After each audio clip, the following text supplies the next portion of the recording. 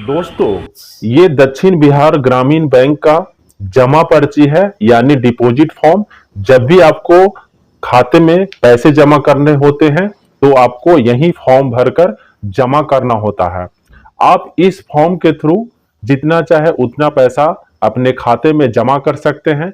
याद रहे, यदि आपके खाते में पैन कार्ड लिंक किया हुआ है तो आप 50,000 से ज्यादा की राशि अपने खाते में जमा कर सकते हैं। अन्यथा आपको एक दिन में 50,000 रुपये से कम की राशि ही एक बार में जमा होगा और एक दिन में एक ही बार आप पैसे की जमा या निकासी कर सकते हैं। तो आइए जानते हैं कि इस फॉर्म को कैसे भरना है। ये जो जमा पर्ची है यानी जो डिपॉजिट फॉर्म है, ये दक्षिण बिहार ग्रामीण बैंक का है।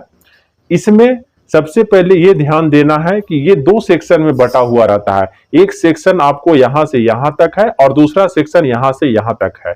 ये दोनों आपको भरना होता है।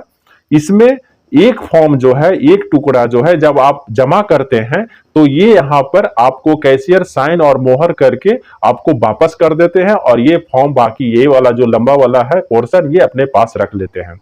तो सबसे पहले इसमें देखिए, यदि आपको जमा करना है, यहां पे लिखा हुआ है कैश डिपॉजिट, यहां पर आपको टिक करना है क्योंकि आप कैश डिपॉजिट कर रहे हैं।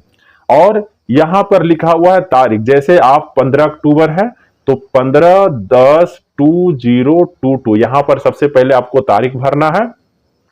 उसके बाद यहां पर आपको आपका खाता संख्या जो भी है, जो भी आपका करेंट अकाउंट है, ओवरड्राफ्ट अकाउंट है, सेविंग अकाउंट है या आरडी अकाउंट है, वो आपको भरना है। तो जैसे देख, मेरा अकाउंट नंबर है 7207020048,300। यहां पर मैंने अपने बचत खाता का संख्या भर दिया है।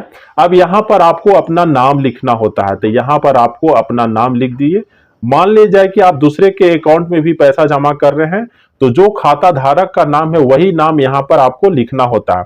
यहां पर आपको अपना मोबाइल नंबर लिखना होता है। आपको 10 अंक का जो भी मोबाइल नंबर है वो लिख दीजिए। जैसे मेरा मोबाइल नंबर है 9346878899। तो ये मैंने अपना मोबाइल नंबर लिख दिया है। अब यहां पर आपको अपना एड्रेस लिखना है। यहां पे मैं लिख देता हूं, जैसे मेरा एड्रेस है ओकरी पुरानी बाजार,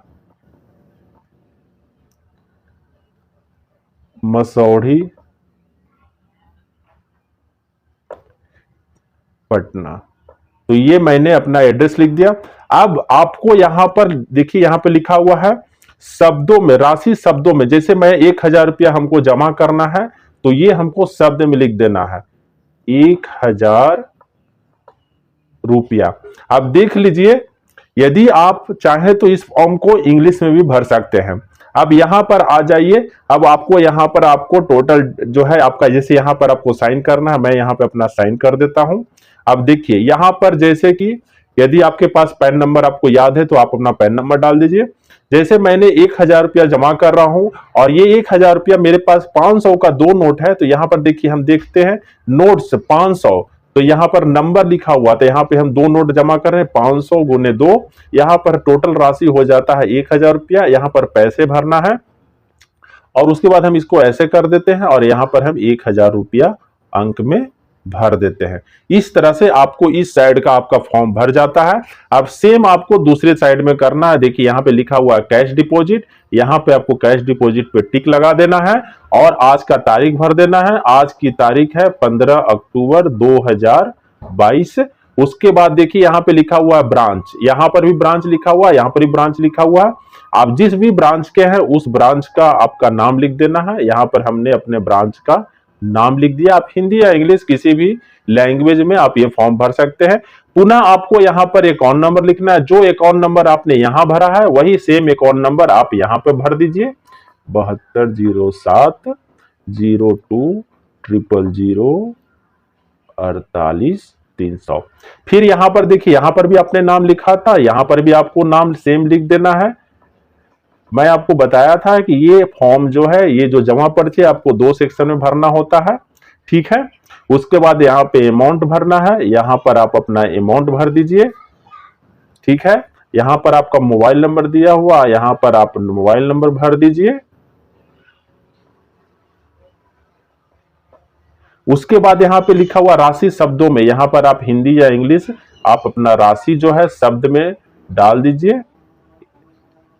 अब देखिए कि यहां पर आपका फॉर्म जो है पूरी तरह से भर चुका है और इसमें आपको साइन सिर्फ यहां पर करना होता है। इस तरह से आप अपना जमा पर्ची भरते हैं और इसमें आपको किसी भी तरह का कोई मिस्टेक नहीं होता है और एक ही बार में आप अपना पैसा को जमा कर देते हैं। याद रहे, जब आप कैश काउंटर पे ये जमा पर्ची और साथ में 1000 रुपया जमा कीजिएगा तो यहां से जो ये पोर्शन है, देखिए यहां पे कटिंग किया हुआ है, यहां पर आपको साइन और मोहर करके आपको ये पोर्शन जो है वापस मिल जाएगा। ये प्रमाण होता है कि आपने अपने खाते में 1000 रुपया की राशि जमा किया है। मान के चलिए यदि आपका पासबुक प्रिंट नहीं होता है तो भी ये आपका एक प्रूफ है, प्रमाण है, जो कि आप बाद में दिखा सकते हैं कि मैंने इस तारीख को इतना पैसा जमा किया रहता है और उसमें आपका कैशियर और मोहर के साथ जो है कैशियर का साइन रहता है, जो कि आपको ये प्रूफ देता है कि आपने पैसा जमा किया है। अगर किसी कारणवश आपके खाते में पैसा नहीं चढ़ पाता है तो आप इसको लेकर के कंप्लेन कर सकते हैं। इसलिए ये रसीद आप अपने पास रखिए जब तक कि आपका पासबुक में प्रिंट नहीं हो जाता है कि आपके खाते में 1000 रुपए की राशि चढ़ गया है। और ये पोर्शन जो है कैशियर अपने पास रख लेंगे।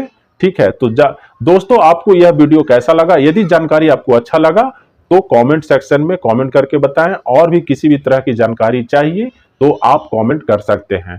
Thanks for watching this video.